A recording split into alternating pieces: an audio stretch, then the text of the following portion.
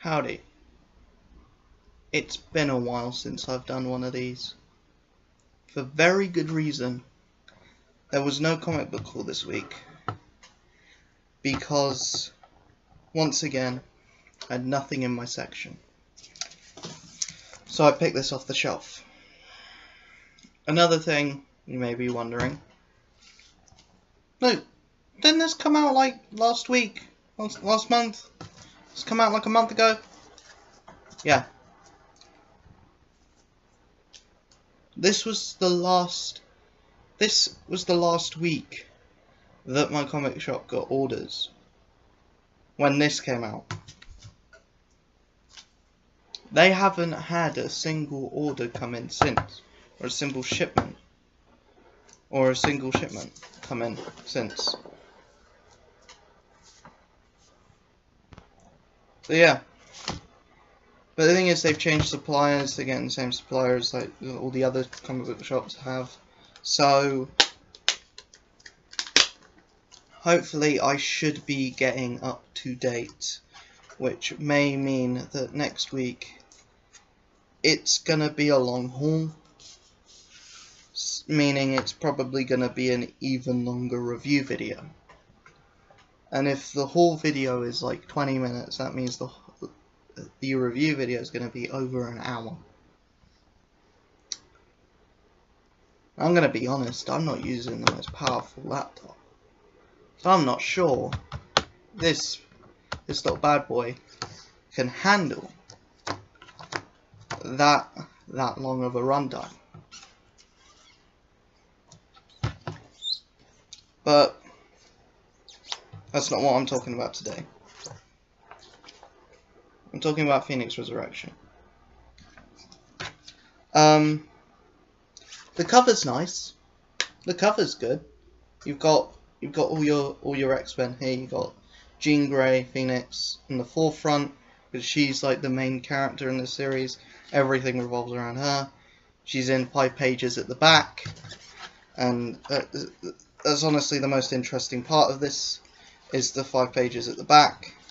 I like that it's like a holographic 3D effect on the cover. That's always nice. I always like it when that happens. The only problem is the art on the inside. Like, the artist isn't that great. It isn't that good at all. Really. So everything's like really harsh shadows, really harsh lines, harsh shadows, and you've got some nice bright colours, but like the colorist is good, it's just the artist that's not really that good. This was written by the same person who's on Punisher at the moment. It doesn't show, because Punisher is good. This isn't good. It's good for the first, like, the last few pages are the best. But I'll just quickly run through everything. So we have these two kids. They come across this weird, like, woman who, she says we were better off dead, but she says it backwards. She says it backwards. There, like, ooh. I'm not even gonna try and pronounce that. We're better off backwards. We're better off dead. No, yeah.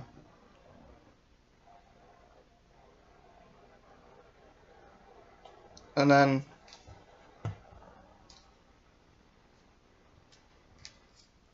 there's like these two polar opposite sides. There's one's kind of a devil, the other's kind of an angel, and the angel kind of flies up, and we then see the next page. About 2 hours later, the X-Men are there. And this X-Men team is kind of weird because it's Madeline Pryor, Nightcrawler, Storm, Kitty Pryde, Colossus, and Old Man Logan. They kind of, I mean, that page kind of looks good, but then we have, just look at Logan there, and it says in the next panel they were floating like 1.5 meters off the ground. That's not 1.5 meters. It's not 1.5 meters. It's just not. Then we have this big splash page of Phoenix Resurrection. I always hate when they do these big splash pages. They did the same thing for Star Wars. We have another splash page of all of the X-Men. Well, all of the important X-Men and a few of the unimportant X-Men as well. So there you can see we've got Bishop, Rogue, Domino, Gambit, Psylocke, whoever this guy is. We've got Kitty Pryde, Kitty Gay Pryde. We've got Cyclops Colossus, who's turned into a man baby in this. And we then have Beast, who for some reason is furry, but he still looks bald. He's... There's no texture in the fur. I know it's difficult to draw the texture of the fur, especially when you're all about shadows. But still. So then we have these three different teams of X-Men going to find out what's going on. We have the X-Men Gold team, which is Magik, Kitty Pryde, Jubilee, Storm, Colossus, and Nightcrawler, and they go to the old Hellfire Club building. We then have the X-Men Blue team, which is Iceman, who is now homosexual for some reason, even though his whole storyline is, oh, I want to hook up with every girl, and now he's like, oh, I want to hook up with this one guy, and he's ultra annoying. We then have Cyclops, Beast, Angel, and Rogue, and it's even to the point where they all find Iceman annoying.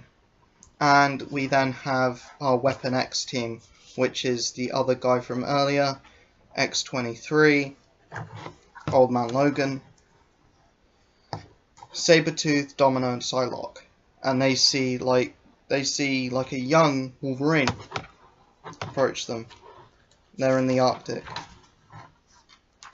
So they all end up in a massive fight with something that's the thing that's there. We have like these Hellfire Club drones for fighting the Gold team.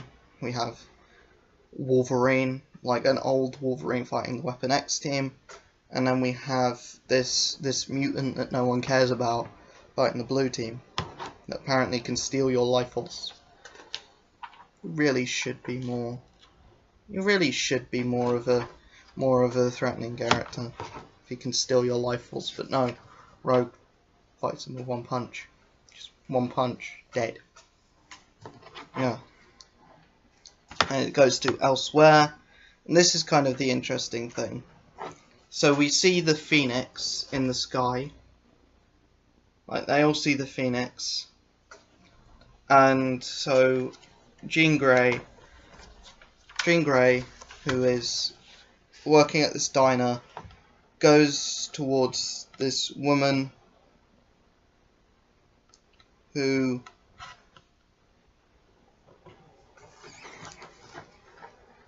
doesn't believe in any of these two, says that's impossible, there wasn't a bright light in the sky. And she goes over to Sean Cassidy, who's waiting at a diner. And if you like, who the fuck's Sean Cassidy? Or Sean Cassidy? He's Banshee. And if you don't know who Banshee is, guy with screams, with the kind of the wings in X-Men First Class, screamed into the fish tank. You know, Banshee. Come on. You know who Banshee is. And she goes home. She crosses.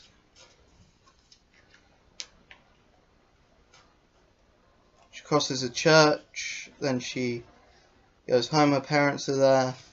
Because, of course, Jean Grey is the only character in Marvel Comics where nothing bad has ever happened to her parents.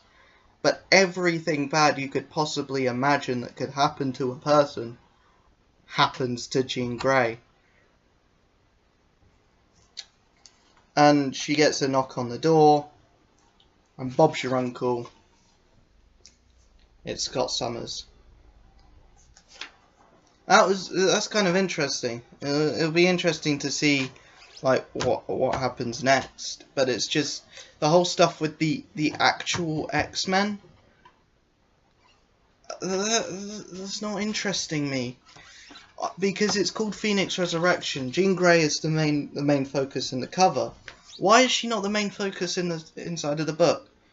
Like, either make the whole issue Jean Grey, or focus on the X-Men trying to find out, or trying to work out that Jean Grey's still out there.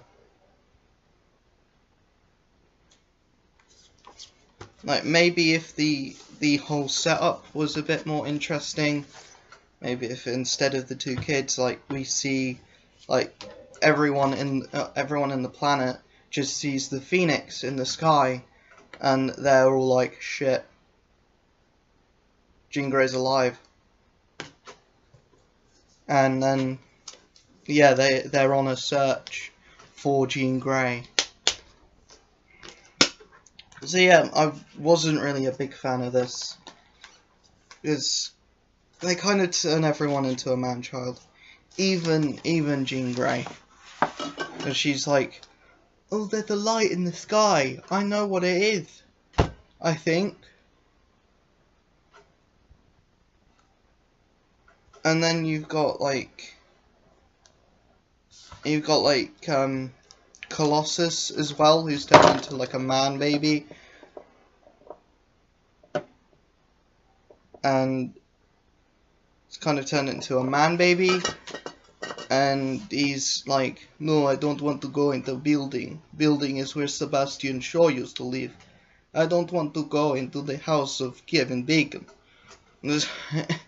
Yeah. So everyone acts kind of like a child. And if they're not acting like a child, they're just not saying anything.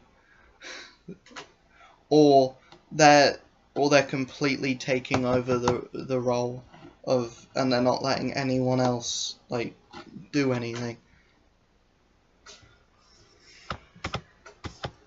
So yeah, that's kind of my opinion on Phoenix Resurrection.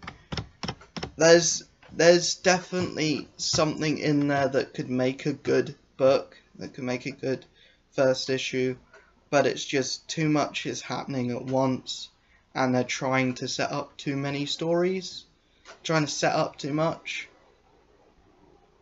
Like, they do so much, but it all results in the same thing. And it almost seems like the Jean Grey stuff is separate from everything else that happens, which is weird, because it feels like a complete tonal shift. Like, the rest of the book is all really dark, and there's a lot of shadows, but then you see Jean Grey and everything's bright and colourful. Maybe that was a creative decision, maybe that was an editorial decision. Maybe it was like to show, well, look at Jean Grey, look at how good her life is. But look at the X-Men, look at how fucked up their life is. It just came off as a bit jarring to me. So yeah, that was my review of Phoenix Resurrection, issue 1 of 5. hope you guys enjoyed it. If you did, please subscribe. Please hit the notification bell. It will keep you up to date all of my content, or at least it's supposed to, if YouTube weren't being idiots at the moment and not sending all of the videos I'm putting out to all of my subscribers, because you know that's what the subscribe button's for. You click subscribe, that means you get all my content, or you're supposed to. Do you imagine subscribing to like a magazine and then just 1 month they just stop sending you the magazine, even though you're paying for the magazine and you subscribed for the magazine, but they just stop paying you for the magazine because you're not putting comments on the web page for the magazine. Yeah, it's just annoying and bullshit. But yeah, there you go. Make sure you like, comment, subscribe, hit the notification bell. Helps me out to help you out. But that's only if you enjoy the content.